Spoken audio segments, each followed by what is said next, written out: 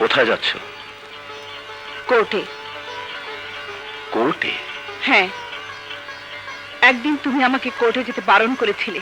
আমি তোমার কথা রেখেছিলাম, কিন্তু বলেছিলাম আবার যদি কোনোদিন আমার কোর্টে যাবার প্রয়োজন হয় তাহলে আমাকে বাধা দিতে পারবে না।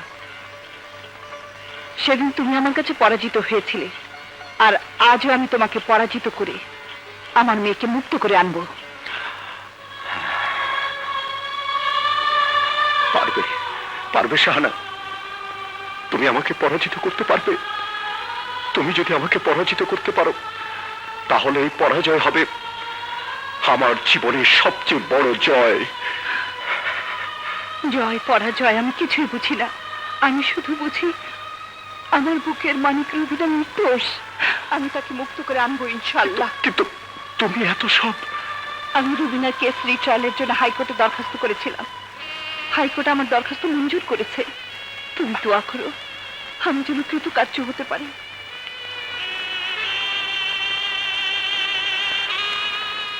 আমার দোয়া তোমার সাথে থাক। মাধবীকে ছোটবেলা রেল লাইন থেকে তুলে এনে আপনার বোনের কাছে দিয়েছিলেন? কেন? সেই কেস তো শেষ হয়ে গেছে সেই কবে। এখন ওটা নিয়ে টানাটানি মানে লাশ নিয়ে টানাটানি, আর লাশ নিয়ে টানা হেঁচড়া করা তো শকুনের কাজ। আমি আপনাকে জিজ্ঞেস করছি, মাধবীকে রেল লাইন থেকে তুলে নিয়ে আপনার বোনের হাতে কেন দিয়েছিলেন? বলুন, উত্তর দিন। আরে রেল লাইন থেকে তুলে এনে আমার বোনের কাছে দিয়েছিলাম ভালো করে নাচ গান শেখানোর জন্য। মায়ের কি রে? রেল লাইন থেকে তুলে নিয়ে গিয়েছিলেন? হ্যাঁ, রেল লাইন থেকে তুলে নিয়ে গিয়েছিলাম। মিথ্যে কথা, আপনি যা বলছেন সব মিথ্যে। না, আমি মিথ্যে বলবো কেন গো? আমি বলছি মিথ্যে না। আজ যদি সত্যি কথা বলে থাকেন তাহলে জাজ কোর্টে মিথ্যে কথা আমি বলেছিলেন। কোশ্চিন কালেও কোনো কোর্টে মিথ্যে কথা বলিনি আমামনি। মিথ্যে বলেননি? ইওর অনার, গোলাম হোসেন আপনার সম্মুখে দাঁড়িয়ে বলছে মাধবীকে সে রেল লাইন থেকে তুলে নিয়ে গিয়েছিল, কিন্তু সে জজ কোর্টে বলেছে মাধবীকে সে রাস্তার ফুটপাথ থেকে তুলে নিয়ে গিয়েছিল।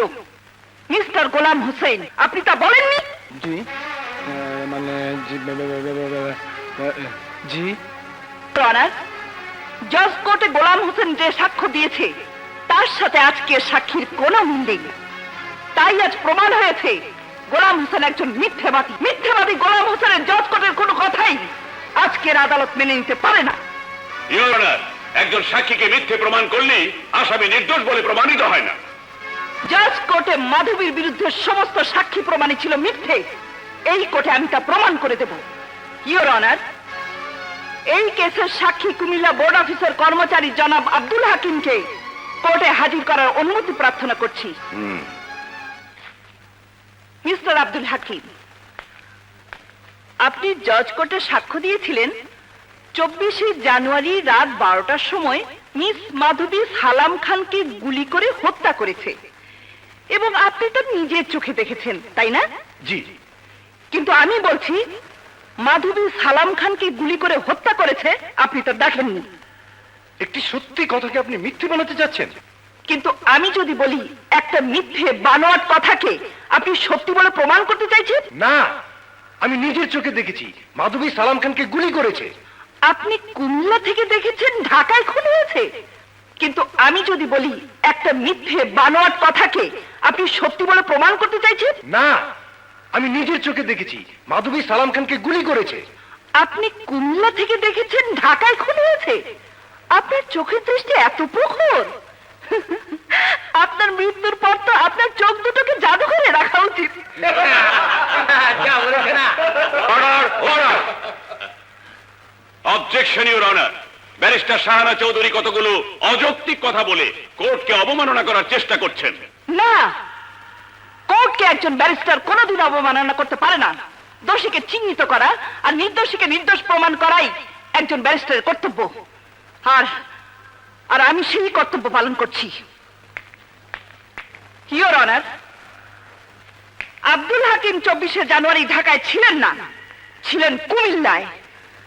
সালাম খান যখন খুন হয় তখন ছিল রাত 12টা, আর সেই রাতে আব্দুল হাকিম কুমিল্লা বোর্ড অফিসে কাজ করছিলেন। ইওর অনার, রাত 12টায় ইমার্জেন্সি সার্ভিসের কিছু অফিস ছাড়া। কিন্তু 24শে জানুয়ারি রাত 12টায় বোর্ড অফিস খোলা ছিল, কারণ ম্যাট্রিক পরীক্ষার রেজাল্ট বের করার জন্য অনেকেই সেদিন ওভারটাইম কাজ করেছিলেন, আর তাদের মধ্যে আব্দুল হাকিমও ছিলেন।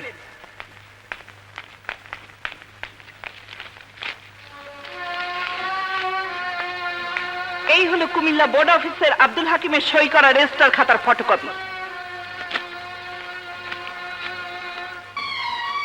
আর এতেই প্রমাণ হয় সেই রাতে আব্দুল হাকিম ঢাকায় ছিলেন না, ছিলেন কুমিল্লায়। ইওর অনার, এবার 2 নম্বর সাক্ষী বাড়ির চাকর নুরু মিয়াকে হাজির করার অনুমতি প্রার্থনা করছি। অনুমতি দেয়া হলো।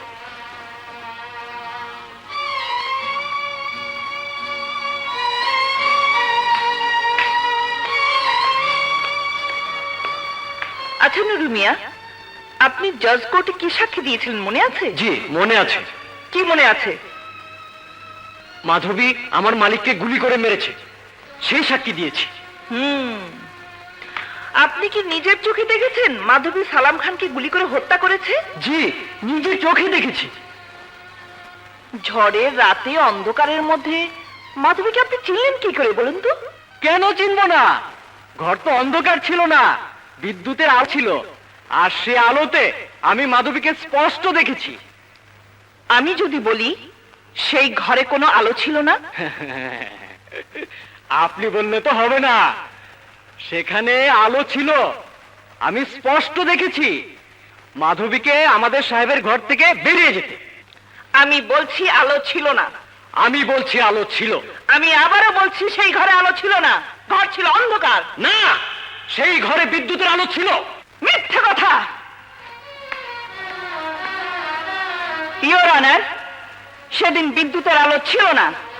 এই যে সংবাদপত্রের রিপোর্ট, মিউনিসিপ্যালিটি ও গুলশান এলাকার ইলেকট্রিক সাপ্লাইয়ের উদ্ধৃতি দিয়ে লেখা হয়েছে, ঝড়ের জন্য 24শে জানুয়ারি রাত 11টা থেকে রাত 2টা পর্যন্ত গুলশান এলাকায় কোনো বিদ্যুৎ ছিল না।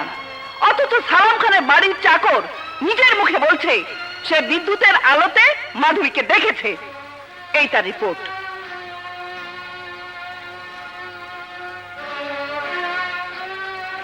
ইওর অনার, নুরু মিয়ার কথায় আজ এই প্রমাণ হয় যে 24শে জানুয়ারি ঝড়ের রাতে উনি বাড়িতে ছিলেন না।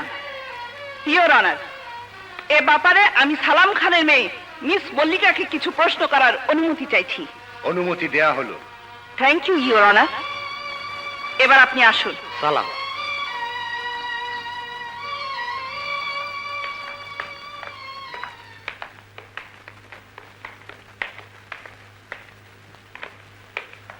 মিস মল্লিকা, সালাম খান কি আপনার বাবা?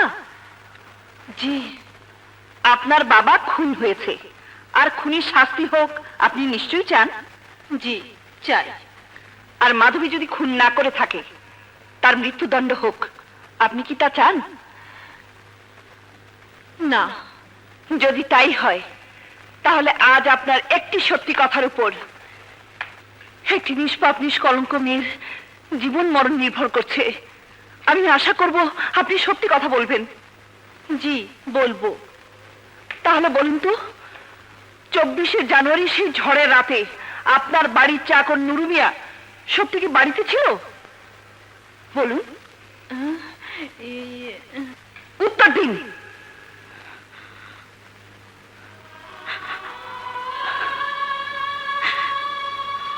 বলো বলো, নীরব থেকো না। তোমার এই নীরবতাই ওকে ফাঁসির মঞ্চে নিয়ে যেতে পারে। যে মেয়ে বাবাকে বাবা বলে ডাকতে পারেনি, যে মেয়ে একটি বার তার মাকে মা ডেকে মায়ের বুকে ঠাঁই পায়নি, যে কারো কাছ থেকে এতটুকু আদর ভালোবাসা পায়নি, আজ তোমার একটি সত্যি কথা সে সব কিছু ফিরে পেতে পারে। বল মা, বলো। ইউর অনার, নুরু মিয়া সেদিন আমাদের বাড়িতে ছিল না। দুদিনের ছুটিতে সে দেশের বাড়িতে গিয়েছিল।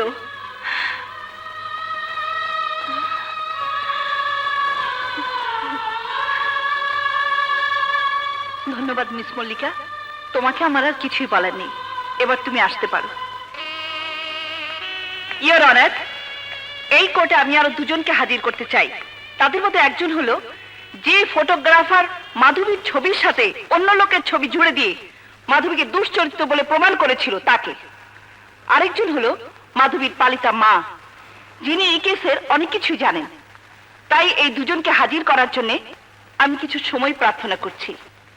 প্রার্থনা মঞ্জুর করা হলো। সালি রেলা দেখেছ? ওই ব্যারিস্টার নিসালা আমাকে গাড়া করে ফেলতে চাইছে মাইরি। লে হালুয়া, ওকে টুপি পরানোর সময় আমার এসে গেছে। হ্যাঁ, টুপি, সাদা টুপি, 9.5 গজ কাফনের লেবাস। যেমনি সালামকে আমি নিজের হাতে খুন করে মাধবীকে মিথ্যে সালাম খানের খুনের আসামি বানিয়ে ফাঁসিতে পাঠিয়েছি, ঠিক তেমনি ওই ব্যারিস্টারনিকে খুন করে টুপি, সাদা টুপি, 9.5 গজ কাফনের লেবাস পরিয়ে দেব। আরে না না, কাফনের লেবাসের কি দরকার? আমাকে বলুন, যেমন করে সালাম খানের ছবির সাথে মাধবীর ছবি লাগিয়ে বুঝিয়ে দিয়েছি যে সে একটা নষ্টা, তেমনি করে ওই শালি ব্যারিস্টারের ছবির সাথে অন্য কারো ছবি লাগিয়ে দেই। ব্যাস হয়ে গেল। এই বুদ্ধি নিয়ে তুই আমার সঙ্গে আছিস? হ্যাঁ, আর ওই ব্যারিস্টারের সঙ্গে কোনো ছবি জুড়ে দিলে কেউ বিশ্বাস করবে? করবে না গো। আরে বুদ্ধির সব নাট বল্টু তো এই ঘিলুর মধ্যে গিজ গিজ করছে মায়েরি। বস, ও দাঁড়িয়ে দাঁড়িয়ে আমাদের সব কথা শুনছিল।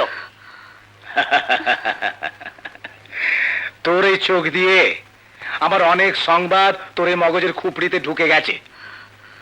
টুপি, সাদা টুপি, 9.5 গজ কাফনের কাপড় তোকে পরতে হবে। শয়তান, তোর সমস্ত অপরাধ স্বীকার করে মাধবীকে আমার বুকে ফিরিয়ে দে, নইলে কাফন এবার তোকে পড়তে হবে। বাঁচাও বাঁচাও, প্রচন্ড ভয় পেয়েছি মাইরি। কি সাংঘাতিক! এই আমার বকরিটা বলে কি রে? হ্যাঁ, আমি ঠিকই বলছি, এবার আর তুই বাঁচতে পারবি না। আরে তুই জানিস না গৃহস্থের 1 দিন আর চোরের 10 দিন? আরে আমি তো সারা চোর, আমার মাত্র 1 দিন গেছে, আরো 9 দিন বাকি, মানে 99 বছর। আর তোর মৃত্যু মাত্র 5টা বাজে, রাত 10টার মধ্যে তোর মৃত্যু হবে, মানে 5 ঘন্টা বাকি। এই ওকে টুপি, সাদা টুপি, 9.5 গজ কাফনের লেবাস পরিয়ে কবরে নয় নদীতে ভাসিয়ে দে। এই নিয়ে যা। আমাকে মেরে ফেললো, মরার আগে বলে যাচ্ছি, এই দুনিয়াতে তোর বিচার হবে, বিচার হবে। ছেড়ে দে, ছেড়ে দে আমাকে, না আমি যাবো না। ছেড়ে দে শয়তান।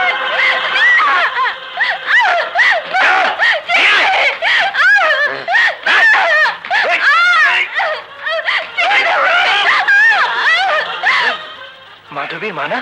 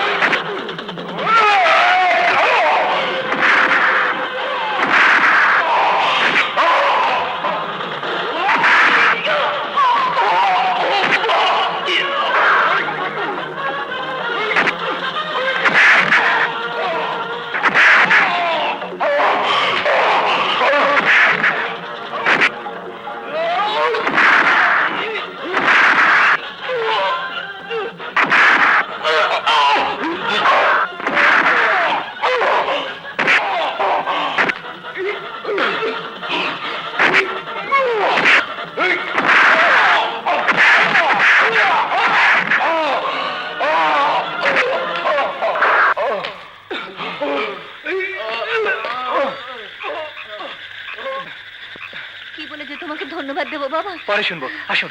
চলো বাবা। শুয়োরের বাচ্চা, এখন আমার কাছে এসছো ওই চাঁদ মুখখানা নিয়ে, হ্যাঁ? ভেবেছো আমি খুব খুশি যাবো, হ্যাঁ? কোলে বসে আদর করবো, হ্যাঁ? সারা সামান্য একটা বুড়ি মেয়ে ছেলে, তাকে কিনা ওই অ্যাডভোকেট এসে তুলে নিয়ে গেল, হ্যাঁ? ওই! কাল কোর্টে কি হবে রে, হ্যাঁ? ওই রোকেয়া মেয়ে ছেলেটা কাল কোর্টে সব কিছু ছেড়ে দেবে, মাইরি সব। তখন আমার সব চারিচুরি খালাস। শোন, কাল কোর্টে রোকেয়া বেগম সাক্ষী দিতে যাবে না, আর তার সাথে ওই ব্যারিস্টার নিয়েও যেন কোর্টে পৌঁছতে না পারে,